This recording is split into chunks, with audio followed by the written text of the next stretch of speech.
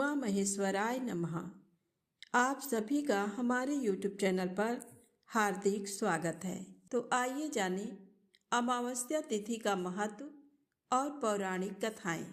इस दिन लोग पवित्र नदियों में स्नान कर जरूरतमंदों को दान करते हैं। ये अमावस्या पितरों को मोक्ष दिलाने वाली होती है, इसलिए इस दिन पितरों की शांति और पूर्वजों का आशीर्वाद प्राप्त करने के लिए तर्पण और श्राद्ध भी करते हैं। साथ ही इस दिन गीता और श्रीमद् भागवत कथा का पाठ पढ़ना या सुनना चाहिए। इस दिन पितरों का पूजन करने का भी विधान है। अमावस्या पर पितरों का पूजन करने से उनका आशीर्वाद मिलता है और उनकी आत्मा को शांति मिलती है। आज के दिन गंगा में डुबकी लगाने और दान करने से कई गुना पुण्य फल की प्राप्ति होती है। अब आइए सुने अमावस्या व्रत की पौराणिक कथा। एक साहूकार के 7 बेटे और 7 ही बहुओं के साथ एक बेटी भी थी। साहूकार के घर रोज एक जोगी आता था, जिसे साहूकार की बहू भिक्षा देती थी। उस जोगी को जब साहूकार की बेटी भिक्षा देने आती तो वह उससे भिक्षा नहीं लेता था और कहता कि तेरे भाग्य में सुहाग की जगह दुहाग लिखा है। लड़की को उस जोगी की ये बात बहुत बुरी लगती और एक दिन वह अपनी माँ से रोते रोते जोगी की बात बताती है। सारी बात सुनकर माँ कहती है कि कल जब जोगी आएगा तब मैं सुनती हूँ कि वह क्या कहता है और क्यों कहता है। अगले दिन फिर जोगी आता है तो साहूकारनी छिपकर बैठ जाती है और लड़की को भिक्षा देने भेजती है। जोगी उससे भिक्षा नहीं लेता और फिर वही बात दोहराता है कि तेरे भाग्य में सुहाग की बजाय दुहाग लिखा है। लड़की की माँ बाहर निकलकर आती है और जोगी से कहती है, एक तो हम तुझे भिक्षा देते हैं और तू हमें गाली देता है। जोगी कहता है कि मैं गाली नहीं दे रहा हूँ, जो बात सच है वही कह रहा हूँ। इसके भाग्य में जो लिखा है मैं वही सच आपको बता रहा हूँ। सारी बातें सुनने पर लड़की की माँ कहती है, जब आपको सारी बात पता है तो इससे बचने का उपाय भी पता होगा, वह बताइए। जोगी कहता है कि 7 समंदर पार एक धोबन रहती है जिसका नाम सोना है। वह अमावस्या का व्रत करती है। अगर वह आकर इसे फल दे दे तब ही इसका दुहाग टल सकता है, अन्यथा विवाह के समय सर्प के काटने से इसके पति की मृत्यु हो जाएगी। सारी बात सुनकर माँ रोने लगी और सोना धोबिन की तलाश में निकल गई। चलते चलते रास्ते में तेज धूप पड़ रही थी, जिससे बचने के लिए वह एक पीपल के वृक्ष के नीचे बैठ गई। उसी वृक्ष पर एक गरुड़ के बच्चे अपने घोंसले में थे। एक सांप आया और गरुड़ के बच्चों को खाने के लिए लपका, लेकिन साहूकारनी ने उस सांप को मारकर बच्चों की रक्षा की। कुछ देर बाद गरुड़नी आई और सब जगह खून देखकर साहूकारनी को चोंच से मारने लगी। साहूकारनी बोली कि एक तो मैंने तेरे बच्चों को सांप से बचाया और तू मुझे ही मार रही है। सारी बातें जानने पर गरुड़नी बोली कि तूने मेरे बच्चों की रक्षा की है, इसलिए मांग जो मांगना चाहती है। साहूकारनी गरुड़नी से कहती है कि मुझे 7 समंदर पार सोना धोबिन के यहाँ छोड़ दो, और गरुड़नी ने वैसा ही किया। साहूकारनी वहां पहुंच तो गई, लेकिन सोचने लगी कि इसे कैसे मनाऊं। सोना धोबिन की भी 7 बहुएं थीं, लेकिन घर के काम को करने के लिए सदा आपस में ही लड़ती झगड़ती रहती थी। रात को जब सब सो जाते तो साहूकारनी आती और चुपके से सारा काम कर उजाला होने से पहले चली भी जाती। सारी बहुएं भी आपस में यही सोचती कि कौन सी बहू है जो सारा काम कर देती है, लेकिन एक दूसरे से पूछने की हिम्मत किसी की भी नहीं होती। काम करने की बात सोना धोबिन ने भी देखी कि आजकल बहुएं लड़ती भी नहीं हैं और काम भी सारा हो जाता है। सोना धोबी ने सारी बहुओं को बुलाया और पूछा कि आजकल तुम लड़ती भी नहीं हो और घर का सारा काम कौन करता है। बहुएं सास से झूठ कहती हैं कि लड़ाई करने से क्या फायदा, इसलिए हम मिलकर काम कर लेती हैं। सोना धोबिन को अपनी बहुओं की बात पर विश्वास नहीं होता और वह रात में जाकर स्वयं सच देखना चाहती है कि कौन काम करता है। रात होने पर सोना धोबिन छिपकर बैठ जाती है कि देखो कौन सी बहू काम करती है। रात हुई तो वह देखती है कि एक औरत चुपके से घर में घुस रही है। वह देखती है कि उसने घर का सारा काम कर दिया और जाने की तैयारी में है। जैसे ही साहूकारनी जाने लगती है तो सोना धोबिन उसे रोकती है और पूछती है कि तुम कौन हो और क्या चाहती हो। साहूकारनी कहती है कि पहले तुम वचन भरो, तब बताऊंगी। वह वचन भरती है। तब साहूकारनी कहती है कि मेरी बेटी के भाग्य में दुहाग लिखा है, लेकिन तुम अमावस्या करती हो तो मेरे साथ चलकर उसे सुहाग दे दो। सोना धोबिन वचन से बंधी थी तो वह साहूकारनी के साथ चलने को तैयार हो जाती है। जाते हुए सोना धोबिन अपने बेटों व बहुओं से कहती है कि मैं इस औरत के साथ इसकी बेटी को सुहाग देने जा रही हूँ, लेकिन अगर मेरे पीछे से तुम्हारे पिताजी मर जाएं तो उन्हें तेल के कूपे में डालकर रख देना। धोबिन साहूकारनी के घर पहुंच जाती है। साहूकारनी अपनी बेटी का विवाह करती है तो फेरों के समय सोना धोबिन कच्चा करवा, दूध तथा तार लेकर बैठ जाती है। कुछ समय बाद सांप आया और दूल्हे को डसने लगा तो सोना धोबिन ने करवा आगे कर तार से सांप को बांध दिया और सांप मर गया। अब सोना धोबिन ने लड़की को सुहाग दिया और कहा कि जितनी अमावस्या मैंने की है उन सभी का फल साहूकार की इस लड़की को मिलेगा। अब आगे जो अमावस्या मैं करूंगी उनका फल मेरे पति और बेटों को मिलेगा। सभी लोग अमावस्या की जय जयकार करने लगे। सोना धोबिन अपने घर वापस जाने को तैयार हुई तो साहूकारनी ने कहा कि तुमने मेरे जमाई को जीवन दान दिया है, इसलिए तुम जो चाहो मांग लो। सोना धोबिन बोली कि मुझे कुछ नहीं चाहिए और वह चली गई। रास्ते में चलते हुए फिर से अमावस्या आ गई। उसने पीपल के पेड़ के नीचे बैठकर कहानी कही, व्रत रखा और पीपल के पेड़ की 108 बार परिक्रमा की। पीपल के पेड़ की पूजा के बाद वह घर आती है तो देखती है कि उसका पति मरा पड़ा है।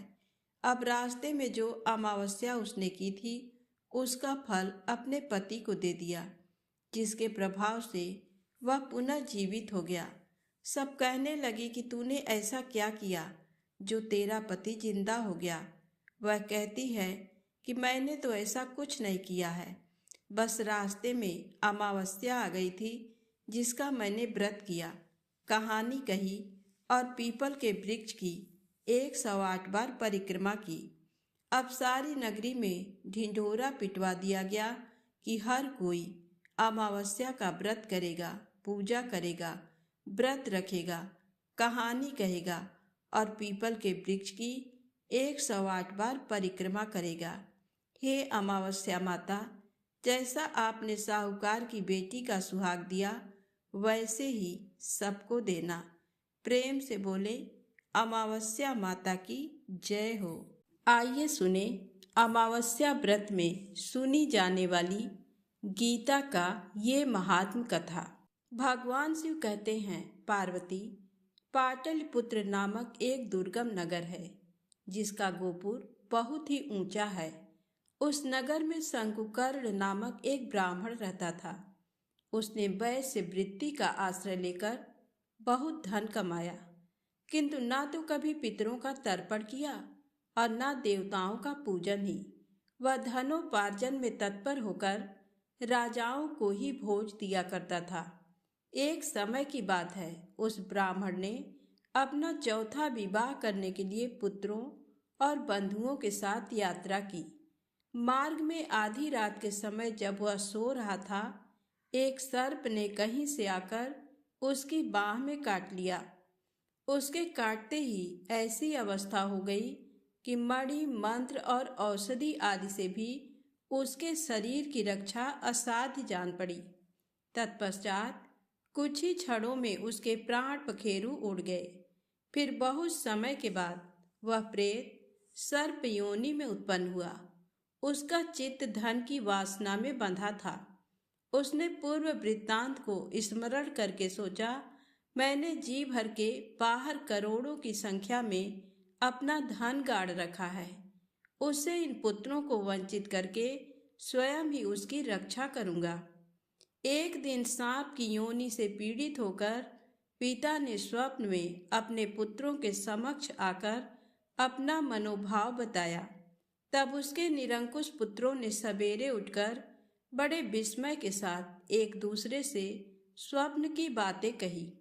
उनमें से मझला पुत्र कुदाल हाथ में लिए घर से निकला और जहां उसके पिता सर्पयोनि धारण करके रहते थे, उस स्थान पर गया। यद्यपि उसे धन के स्थान का ठीक ठीक पता नहीं था, तो भी उसने चिन्हों से उसका ठीक निश्चय कर लिया और लोभ बुद्धि से वहां पहुंचकर बांबी को खोदना आरंभ किया।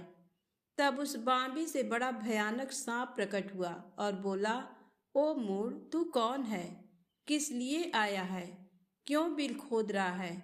अथवा किसने तुझे भेजा है? ये सारी बातें मेरे सामने बता। पुत्र बोला, मैं आपका पुत्र हूँ, मेरा नाम शिव है। मैं रात्रि में देखे हुए स्वप्न से विस्मित होकर यहाँ का सुवर्ण लेने के कौतूहल से आया हूँ।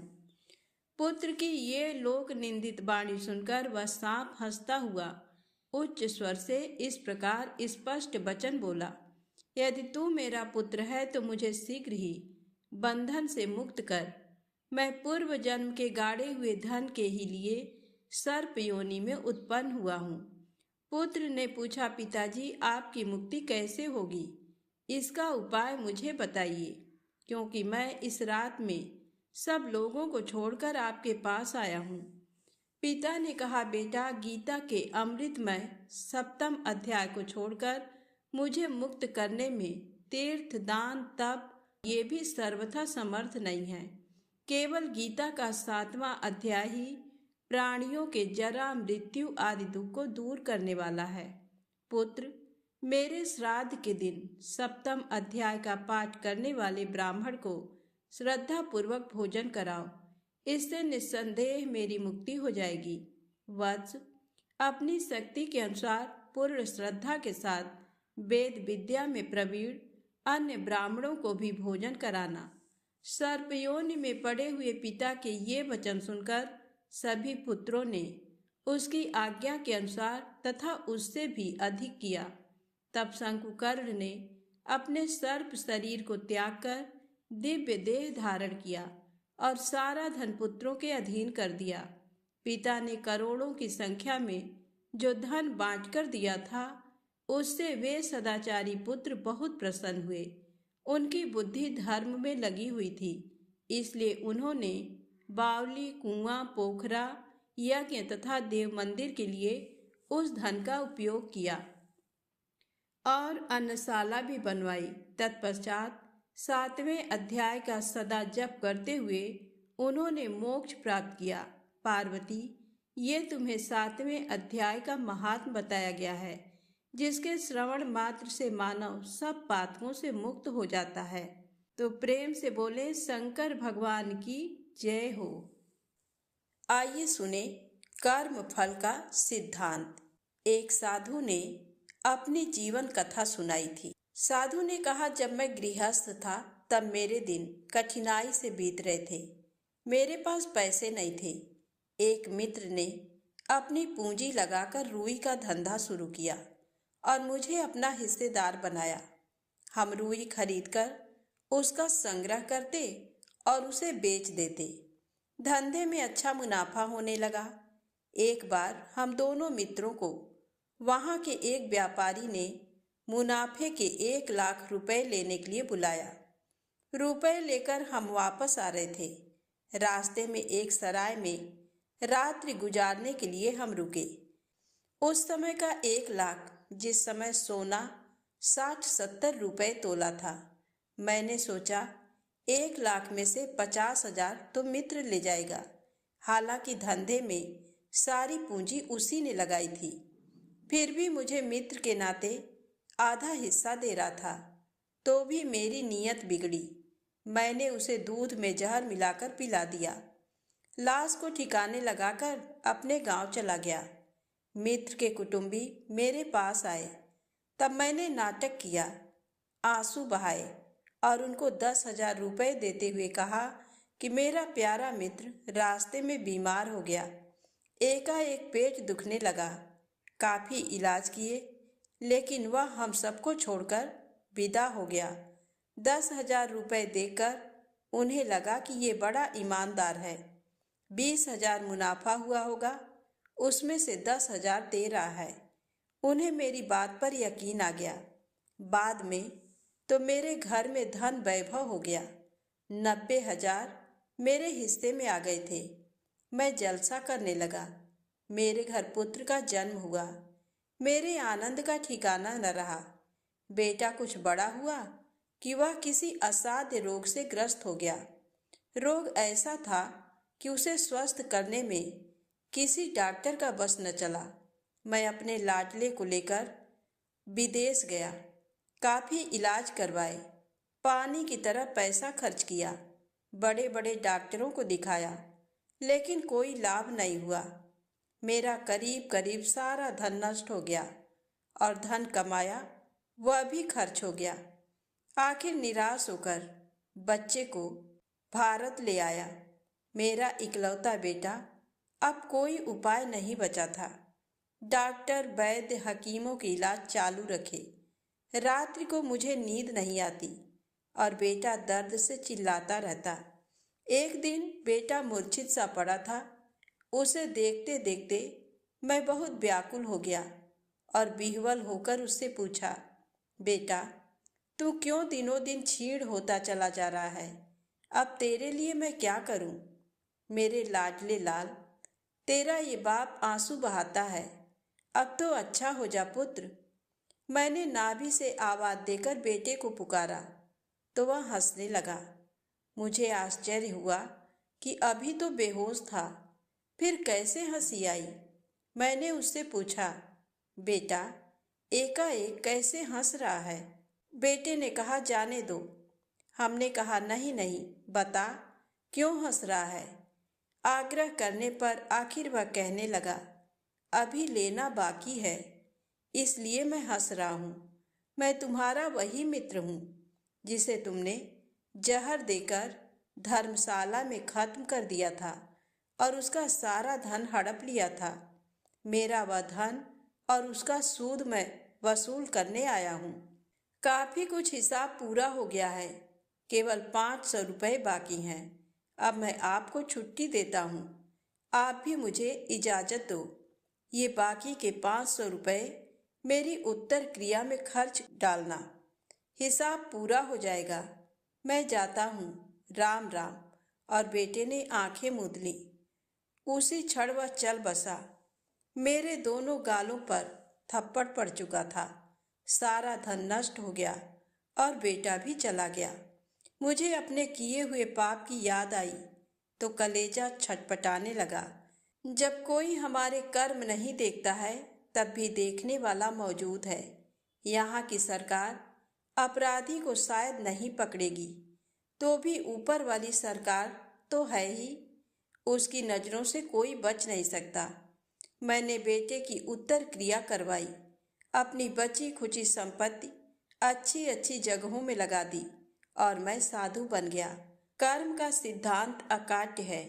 जैसे कांटे से कांटा निकलता है, ऐसे ही अच्छे कर्मों से बुरे कर्मों का प्रायश्चित होता है। सबसे अच्छा कर्म है जीवनदाता परब्रह्म परमात्मा को सर्वथा समर्पित हो जाना।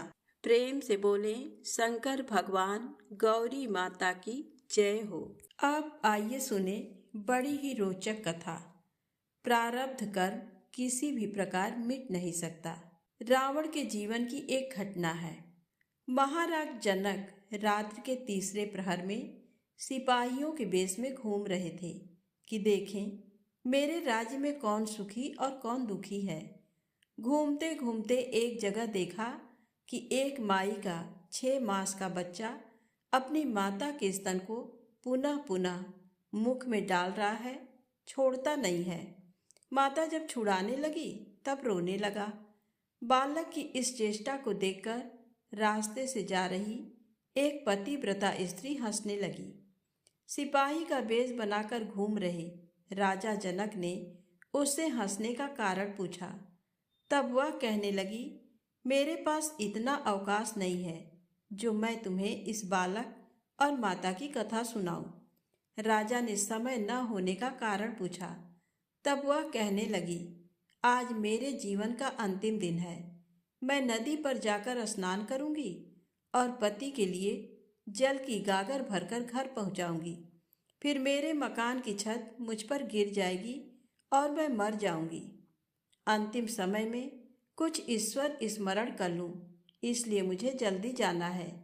किंतु इतना बता देती हूँ कि वह लड़का और माता दोनों रावण की राजधानी में भंगर और उसके बेटे के रूप में जन्म लेंगे और बेटे की शादी रावण की कन्या के साथ होगी।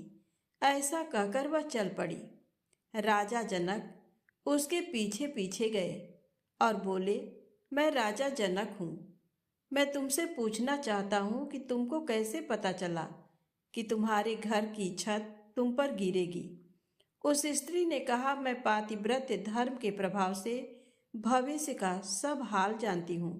राजा जनक ने कहा, जब जानती हो तो उससे बच क्यों नहीं जाती, घर जाती ही क्यों हो।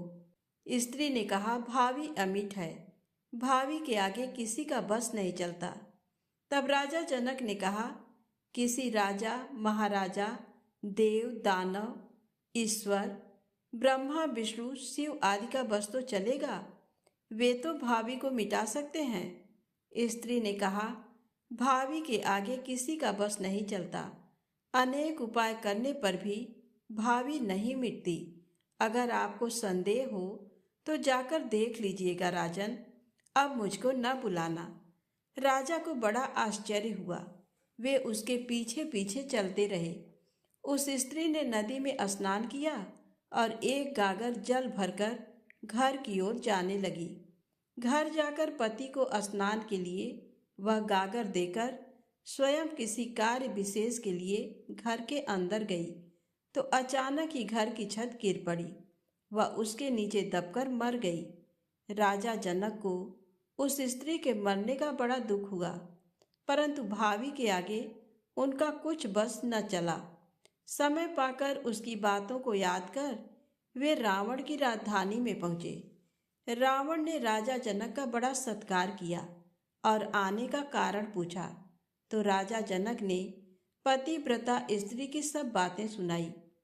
तब रावण ने सब ज्योतिषगण, देवगण, ऋषिगण, ब्रह्मा जी तथा शिव और पार्वती को भी बुलाया और सबसे प्रार्थना की कि इस भावी को मिटाने का कोई उपाय बताएं। तब सबने जवाब दिया कि कर्म रेखा बदलने में हम समर्थ नहीं हैं। हो सकता है कभी सूर्य भगवान पूर्व को छोड़कर पश्चिम में उदय हो जाए, अग्नि शीतल हो जाए, मेरु पर्वत भी गिर जाए, पत्थर पर फूल पैदा हो जाए, किंतु भावी नहीं मिट सकती। भाव ये है कि कर्म रेखा कभी नहीं बदल सकती। तब रावण को बहुत क्रोध आया और उसने निश्चय किया कि जब लड़की जन्मेगी तो मैं कर्म रेखा लिखने वाली विधात्री के साथ लड़ाई करूंगा। जब समय आया तो लड़की का जन्म हुआ। छठी रात्रि में रावण तलवार लेकर खड़ा रहा। इतने में विधात्री कर्म फल लिखने आई। रावण ने उसको पूछा, क्या लिखोगी? उसने कहा, पहले मैं कुछ नहीं जानती। जब मैं मस्तक पर कलम रखती हूँ तब अंतर्यामी जैसी प्रेरणा करते हैं वैसा ही लेख लिखा जाता है। लिखकर पीछे मैं बता सकती हूँ। रावण ने कहा, अच्छा, मेरे सामने मस्तक पर कलम रखो। उसने कलम रखी, अपने आप ही लेख लिखा गया। रावण ने कहा, पढ़कर सुनाओ।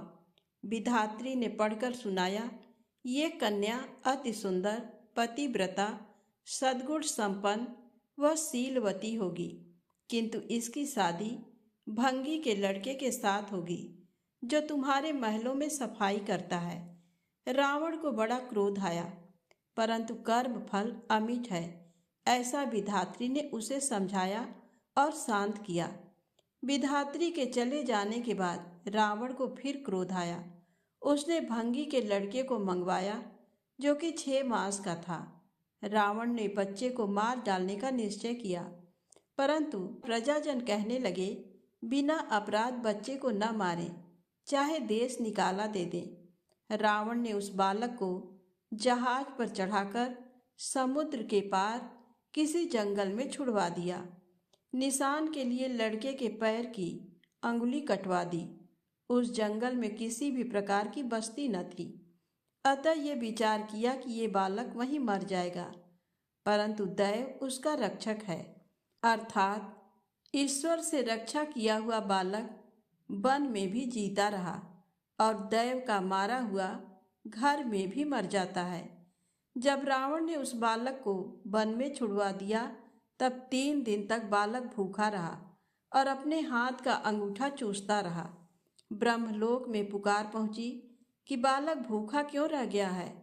ब्रह्मा जी ने विधात्री को आज्ञा दी, तुम इस बालक को दूध पिलाया करो और इसका पालन करो। उस बालक के लिए विधात्री वहां आया करती थी तथा उसका अच्छी तरह पालन पोषण करती और हर प्रकार की उत्तम शिक्षा भी दिया करती थी। उसने बालक को जल पर तैरने की विद्या तथा जहाज बनाना सिखा दिया, शास्त्र विद्या भी पढ़ा दी। जब बालक चतुर हो गया तथा धर्म में निपुण हो गया और उसकी आयु 18 वर्ष हो गई, तब विधात्री ने अपने द्वारा बनाए हुए जहाज पर बिठाकर उसे दूसरे टापू में भेज दिया। वहां का राजा बिना संतान के मर गया था। राजमंत्रियों ने सलाह की और निर्णय किया कि जो पुरुष अमुक दिन प्रातःकाल शाही दरवाजा खुलते ही सबसे पहले मिलेगा, उसी को राजगद्दी पर बिठाएंगे। दैव योग से उस दिन शाही दरवाजा खुलने पर वही युवक पहले मिल गया। राजमंत्रियों ने इसको राजगद्दी पर बिठाकर इसका नाम दैवगति रख दिया। वह विधात्री से शिक्षा पा चुका था, इसलिए प्रजा पालन में बड़ा निपुण था। उसका यश चारों दिशाओं में फैल गया। रावण और उसकी कन्या को दैवगति के बारे में मालूम हुआ तथा उसका चित्र भी उनके पास पहुंच गया। जब उन्होंने चित्र में दैवगति की सुंदरता देखी और दूतों से उसका यशोगान सुना, तब रावण को लगा कि अपनी कन्या का विवाह इसी के साथ कर दें और कन्या का भी मन दैवगति के पास अपने संदेश के साथ भेजा, परंतु दैवगति ने शादी के लिए मना कर दिया। फिर रावण स्वयं कन्या को लेकर वहां गया और तुरंत उन दोनों की शादी करा दी। प्रसन्न होकर वह लंका में वापस आया और सब देवताओं को बुलाकर उनसे कहा, आप कहते थे राजकन्या भंगी के लड़के के साथ ब्याही जा सकती है। यह सुनकर देवताओं ने कहा, आपने भंगी के लड़के के पैर में एक निशान किया था, दैवगति के पैर पर उसकी जांच करें। निशान देखने पर दैवगति भंगी का ही लड़का पाया गया। तब देवताओं ने रावण को समझाया कि कर्म रेखा कभी नहीं मिटती। तो प्रेम से बोले, राधे राधे, जय श्री कृष्णा।